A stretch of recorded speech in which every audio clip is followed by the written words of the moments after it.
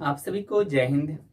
मैं उम्मीद करता हूँ आप सभी अच्छे होंगे और अपने अपने घरों में होंगे, क्योंकि अभी बाहर का तापमान बहुत ही अधिक है। प्रयास कीजिए कि जिस समय तापमान अधिक हो उस समय घर पर ही रहें। अधिक से अधिक पानी का सेवन कीजिए, क्योंकि अभी बहुत ही अधिक संख्या में लोग बीमार पड़ रहे हैं, उनसे थोड़ा सा बचिए।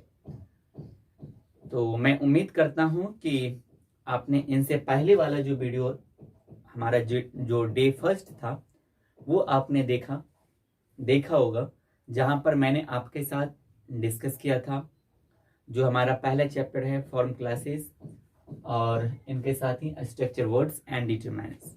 तो उनका जो पहला जो टॉपिक था हमारा वो था समझना मॉर्फीम को, साथ ही साथ सफिक्स को और प्रीफिक्स को।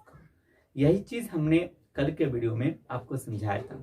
वो वीडियो की लंबाई अधिक हो गई थी, 20 मिनट का हो गया था।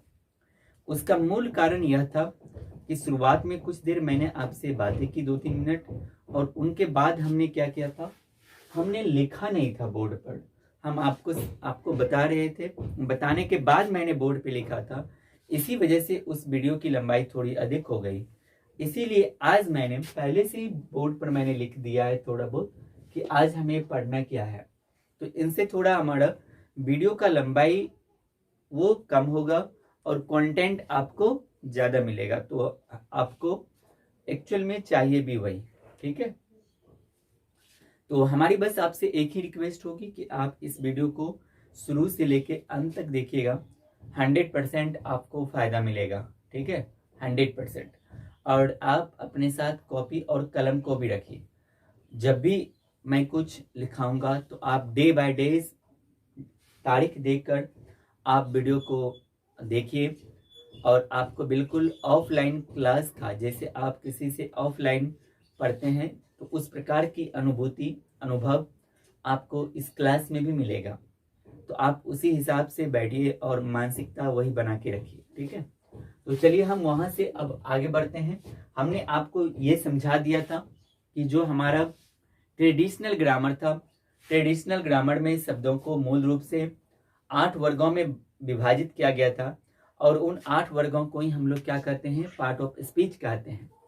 लेकिन जो हमारे मॉडर्न ग्रामरियन रहे, उन्होंने ग्रामर को क्या किया, 2 वर्गों में वो ला के रखे। और वो 2 वर्ग कौन सा था, पहला था हमारा फॉर्म क्लासेस और दूसरा है हमारा स्ट्रक्चर वर्ड्स। तो हम इनको समझेंगे, और ये आपको ध्यान में रखना है कि हम लोग पढ़ क्या रहे हैं। तो हम पढ़ रहे हैं ऑक्सफोर्ड करेंट इंग्लिश ग्रामर, जो मोटा वाला है वो। लेकिन ये ध्यान में रखिए कि मैं आपको बेसिक भी बताऊंगा, ठीक है। जो हमारा जूनियर इंग्लिश ग्रामर है, मैं उनकी भी क्लास, अगर आपको ये समझ में अभी नहीं आ रहा है तो उनका मैंने अलग से एक प्लेलिस्ट बना दिया है। आप पहले उनको देखिए, वहां पर पहले उनको समझने का प्रयास कीजिए, फिर ये आपको समझ में आएगा, ठीक है। देखिए हम लोग अब आगे बढ़ते हैं। तो मैंने आपको बताया था कि जो आधुनिक ग्रामर है उनको कितने वर्गों में बांटा गया है, 2 वर्गों में बांटा गया है, फॉर्म क्लासेस और स्ट्रक्चर वर्ड्स। ये दोनों चीज मैंने आपको पिछले वीडियो में अच्छे से समझा दिया था।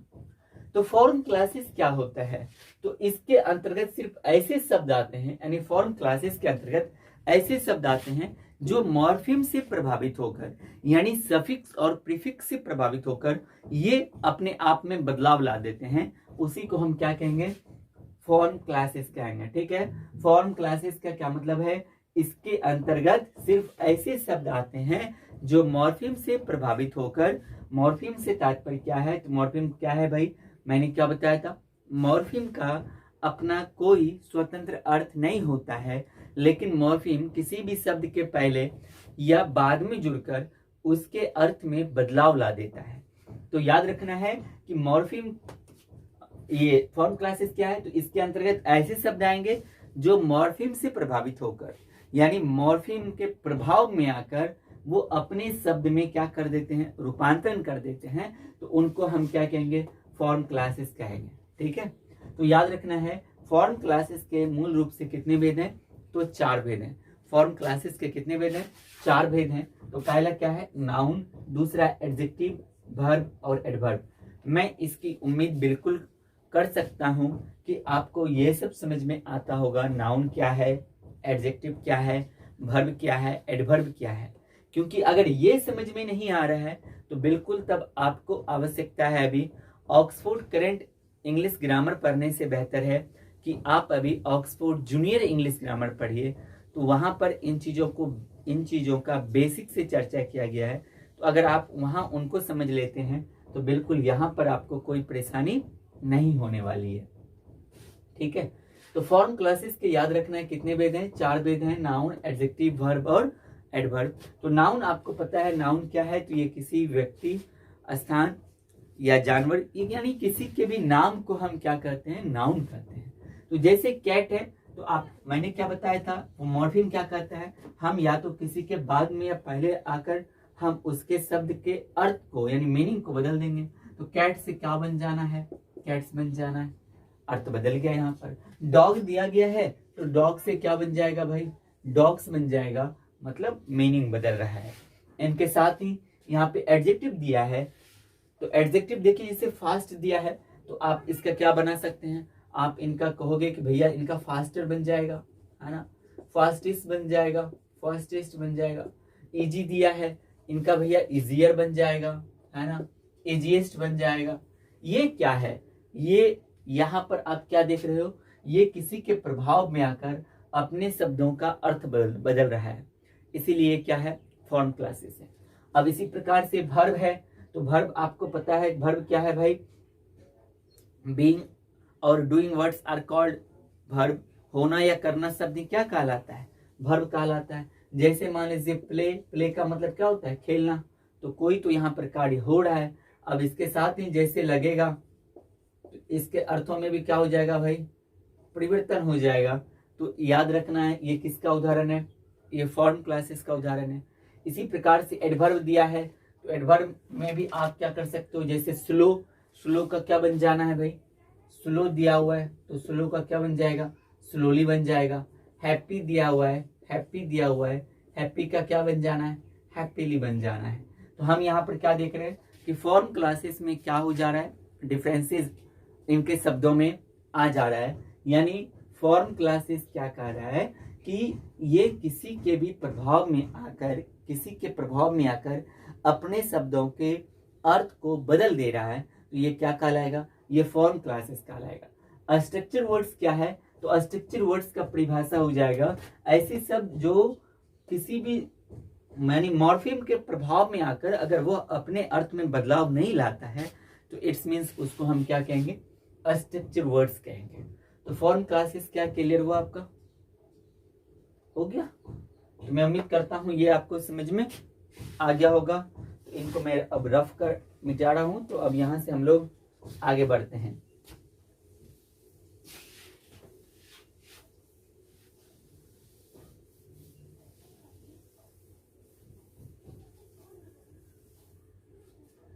चलिए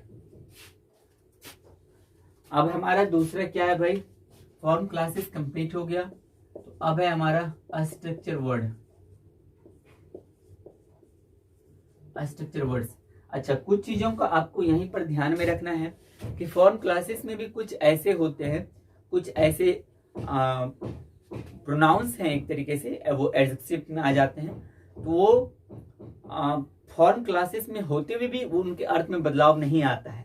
जैसे माई हो गया, माइन हो गया, इनके बारे में जो हमारा ऑक्सफोर्ड जूनियर इंग्लिश ग्रामर वाला प्लेलिस्ट है वहां पर इनका विस्तार से चर्चा किया गया है, आप उनको देखिए, 100% समझ में आ जाएगा। ठीक है, तो फॉर्म क्लासेस के कितने भेद थे, 4 भेद थे, लेकिन स्ट्रक्चर वर्ड्स के कितने भेद हैं, इनके टोटल 10 भेद हैं। इनके कितने भेद हैं, 10 भेद हैं। इनको याद रखना है कि स्ट्रक्चर वर्ड्स के 10 भेद हैं। अगर आप इनके परिभाषा को देखिएगा तो परिभाषा में मूल रूप से यहाँ पर क्या हो जाएगा, इनमें ऐसे शब्द आते हैं जिन पर मॉर्फिम का प्रभाव नहीं पड़ता है, जिन पर मॉर्फिम का प्रभाव नहीं पड़ता है। ठीक है, याद रखना है कि स्ट्रक्चर वर्ड्स पर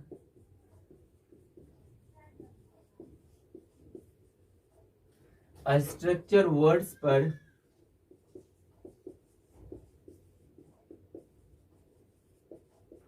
मॉर्फीम का कोई प्रभाव नहीं पड़ता है।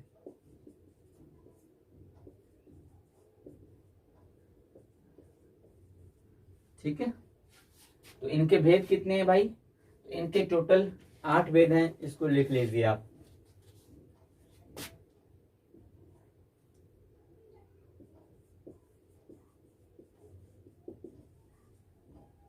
पहला हो गया डिटरमाइनर्स,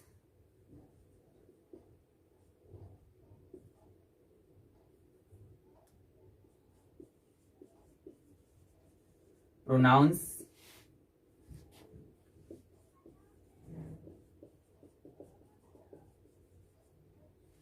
prepositions,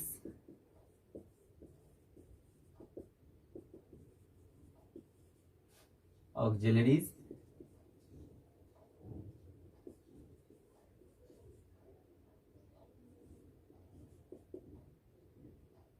intensifiers,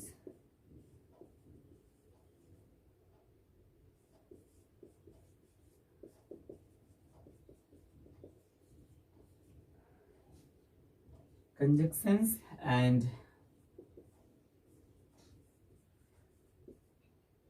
interjections, और 8वां क्या हो जाएगा भाई? सेंटेंस कनेक्टर्स, यानी जो दो शब्दों को क्या करेगा भाई, सॉरी, दो वाक्यों को जो जोड़ने का काम करेगा, जिसको हम लोग वहां क्या पढ़ते हैं? प्रीपोजिशन पढ़ते हैं। थोड़ा बहुत काम ये किसका है? कंजक्शन का भी। कंजक्शन लेकिन दो शब्दों को ज्यादा जोड़ता है। प्रीपोजिशन में भी लगभग वो नाउन के पहले आता है, लेकिन यहाँ पर कुछ ऐसे वर्ड्स आएंगे जो क्या करेगा? दो सेंटेंस को जोड़ेगा। और उसके बाद क्या है? सब ऑर्डिनेटर्स,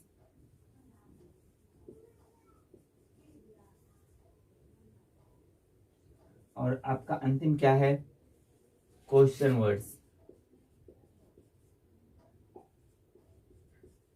क्वेश्चन वर्ड्स। तो ये टोटल आपको कितने भेद हैं इसके? तो ये 10 भेद हैं, और इन्हीं 10 भेदों को हमें क्या करना है?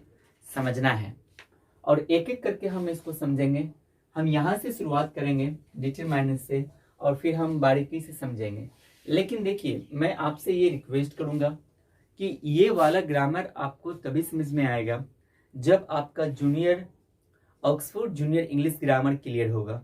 तो पहले अगर आपका ये क्लियर नहीं है, आपको अगर ये समझ में नहीं आ रहा है, ये बाउंसर जा रहा है, तो आप उस प्लेलिस्ट को निकालिए और आप उनके वीडियो को देखने का प्रयास कीजिए। वहां से आपको बिल्कुल समझ में आएगा। ठीक है, लेकिन एक बार हम लोग देखते हैं स्ट्रक्चर वर्ड्स। तो मॉडर्न ग्रामर को 2 वर्गों में बांटा गया। Form classes, structure words. Form classes के 4 भेद थे, हमने उसको देखा। और जो स्ट्रक्चर वर्ड्स है, इनके कितने भेद हैं? टोटल इनके 10 भेद हैं। कौन सा? पहला हो गया determiners, pronouns, prepositions, auxiliaries, intensifiers, conjunctions, interjections, sentences, connectors, subordinators और क्वेश्चन वर्ड्स। हम इन सभी को देखेंगे और हम लोग शुरुआत करेंगे एक एक करके। ठीक है, लेकिन मैं चाहता हूं कि अब मैं बोर्ड की साइड में आ जाता हूं। अब आप इसका स्क्रीनशॉट या वीडियो को रोक कर आप इसको लिख लीजिए। ठीक है, मैं उम्मीद करता हूं कि आपने इसको लिख लिया होगा। अब हम लोग एक एक करके पढ़ेंगे। हमारा जो यहाँ से शुरुआत होगा हमारा, क्योंकि इन सभी को पढ़ना, बारीकी से समझना, इन सभी को समझना बहुत ही अधिक आवश्यक है। ये याद रखना है, शुरुआत है, क्योंकि आप जब पढ़ रहे हो ऑक्सफोर्ड करेंट इंग्लिश ग्रामर, तो आपको पता है कि यहाँ पर थोड़ा सा मॉडिफाई किया गया है जूनियर ऑक्सफोर्ड इंग्लिश ग्रामर को, ऑक्सफोर्ड जूनियर इंग्लिश ग्रामर को, और कंटेंट आपको यहाँ पर अधिक मिलेगा। आपको एक्सरसाइज बनाने के लिए अधिक मिलेगा। तो जितनी ज्यादा आप प्रैक्टिस करोगे, अगर आप एक बार पूरे ऑक्सफोर्ड करेंट इंग्लिश ग्रामर को पढ़ लेते हैं, तो बिल्कुल याद रखिए, ग्रामर में आप अधिक से अधिक अंक स्कोर कर पाएंगे। साथ ही साथ अगर आपका ये बेसिक क्लियर हो जाता है, तो लगभग आपका एक जो कॉम्पिटिटिव एग्जाम का जो बेसिक है वह भी आपका क्लियर हो जाएगा। वहां पर आप बहुत, मैं ये नहीं कहूंगा कि पूरा का पूरा अंक स्कोर कर लोगे, लेकिन आप अच्छा खासा अंक वहां पर भी आप स्कोर कर सकते हैं। तो आज के वीडियो में बस इतना ही रहने देते हैं। मैं उम्मीद करूंगा कि आप इसको लिख लेंगे और अगले वीडियो से हम लोग फिर यहाँ से शुरुआत करेंगे। देखिए, वीडियो की लंबाई कल का शायद 20 मिनट के आसपास का था, आज भी लगभग उतना हो जाएगा, 15-16 मिनट। तो अभी हम लोग धीरे धीरे इसलिए चल रहे हैं, मैं चाहता हूं कि बस आपका एक बार हैबिट बन जाए वीडियो को एक जगह अस्थिर होके देखने का। थोड़ा बहुत आपको जो मेरा जो बताने का तरीका है वो आपको समझ में आ जाए, और आप लोग मुझे सजेस्ट नहीं कर रहे हैं कि वीडियो की लंबाई कितनी होनी चाहिए। क्या मैं कंटिन्यू जब मैं पढ़ाना शुरू करूं तो 1-2 टॉपिक क्लियर कर दिया करूं, या फिर जिस प्रकार का वीडियो आपको मिल रहा है उसी प्रकार का मिलना चाहिए? तो आप इनके बारे में मुझे सजेस्ट करके जरूर बताइए। कि जैसे आज के वीडियो में मैंने सिर्फ फॉर्म क्लासेस को डिफाइन कर दिया, मतलब मैंने उनको सिर्फ वर्गों को मैंने बताया, और स्ट्रक्चर वर्ड्स के मैंने जो इनके जो पार्ट्स थे मैंने सिर्फ उनको लिखा। क्या आपको लगता है कि नहीं, इनके साथ में थोड़ा और वीडियो की लंबाई बढ़ाकर और कंटेंट हमें प्रोवाइड कीजिए? तो आप ये चीज मुझे कमेंट सेक्शन में कमेंट करके जरूर बताइएगा। तो अगर आप हमारे चैनल पर पहली बार विजिट किए हैं तो आपने अभी देखा भी, अभी ये हमारा शुरुआत है, तो आप ये मत समझिएगा कि इसी प्रकार से चलेगा। मैं आपसे सजेशन मांग रहा हूं ताकि क्योंकि समझना आपको है, समझाना मुझे है। तो हम दोनों के बीच में, हम लोगों के बीच में जब एक अच्छा, अभी एक हम लोग पढ़ेंगे भी ना सेंटेंस कनेक्टर्स, तो जब हम दोनों एक दूसरे से कनेक्ट हो जाएंगे तो बिल्कुल ही पढ़ने में हमें मजा आएगा। आपको पढ़ने में मजा आएगा, मुझे आपको समझाने में मजा आएगा। मैं नहीं कहूँगा कि मैं आपको पढ़ाऊंगा, मैं आपको पढ़ा नहीं सकता हूँ। मैं बस जो मेरे पास है मैं उनको आपके साथ शेयर कर सकता हूँ। मेरे पास अभी उतनी बुद्धि नहीं हुई है कि मैं आपको एकदम अच्छे से पूरे मैं आप खुद को मास्टर और आपको ये बोलूँ कि मैं आपको पढ़ा दूंगा, ऐसी बात नहीं है। ठीक है, तो आप मुझे सजेस्ट जरूर कीजिएगा। लेकिन अगर आप हमारे चैनल पर पहली बार विजिट किए हैं तो आप इस चैनल को सब्सक्राइब कर लीजिए और साथ में आ रहे घंटे को बटन को भी प्रेस कीजिए। इनसे आपको हमेशा हमारे वीडियो की नोटिफिकेशन मिल जाया करेगी। और आप हर एक सब्जेक्ट का टाइमिंग भी बताइए कि ग्रामर का वीडियो मुझे किस समय अपलोड करना चाहिए। ठीक है, तो आज के वीडियो में बस इतना ही रहने देते हैं। हम मिलते हैं आपसे अगले वीडियो में, लेकिन जाने से पहले आप इस वीडियो के लिंक को शेयर जरूर कीजिएगा और आप अपने अनुभव को कमेंट सेक्शन में लिखिएगा। तो हम मिलते हैं आपसे अगले वीडियो में, तब तक देखते रहिए नॉलेजपुर के और सभी वीडियो को। जय हिंद, जय भारत।